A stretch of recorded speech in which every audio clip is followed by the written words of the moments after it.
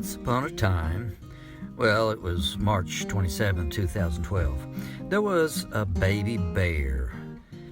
Soft and cuddly are adjectives too common and inadequate to describe what this wiggly bundle of fur felt like to the young man who selected and bought him. And that would be my son.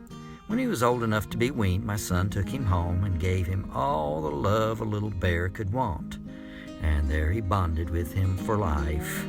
Rottenbear is a very dedicated bear, and our son thought that it'd be wise to bring him over to us so we could bond with him too.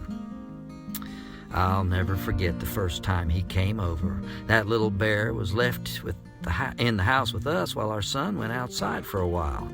Afraid and in unfamiliar surroundings, little Rottenbear went and put his nose in my boy's flip-flops and laid there where he could smell him till he came back in. Now, unfortunately, the neighborhood where my son lived did not allow bears.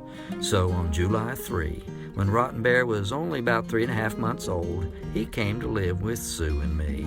But he's always been absolutely delighted to see my son whenever he comes to visit, which is quite often. Now, Rottenbear loves our home, and he stays in the den where we spend most of our time during the day.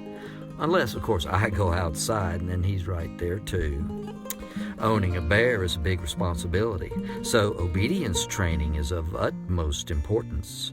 Rottenbear learned to obey very easily and very quickly because we made everything into a game. He learned all kinds of hand and verbal commands.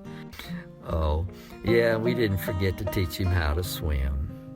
Besides plenty of food and water, growing bear care involves lots of love, which he didn't miss out on. Plenty of visits to the veterinarian just to stay healthy, and regular grooming. Now, Bear learned to associate bathing with treats. Give me some more. He loves his baths. He always looks forward to his bath. Oh, and yeah, this mane and tail stuff that we use, it's not just for horses. It works really well on bears too.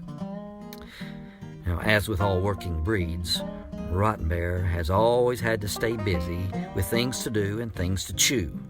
If you don't have the time to teach him what to chew, he might get creative and do what he wants to do. And that can be a problem.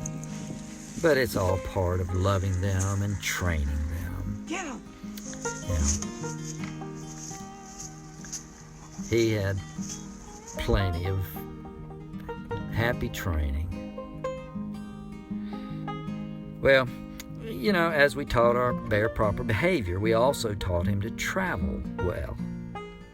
Now, Rottenbear began to travel with us at an early age, and he loves to go camping. He's been to the coast, and of course he loves the mountains. And wherever we go, he comes along. If he can't come, we don't go. We went to Virginia, he came with us. We went to West Virginia, well, he came along. And yeah, took him to Pennsylvania as well.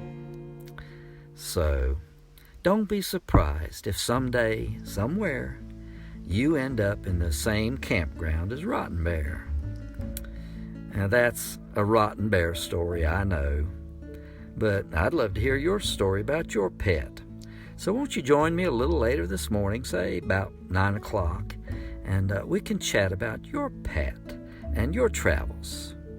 So until later, may all your journeys be safe, and God bless you.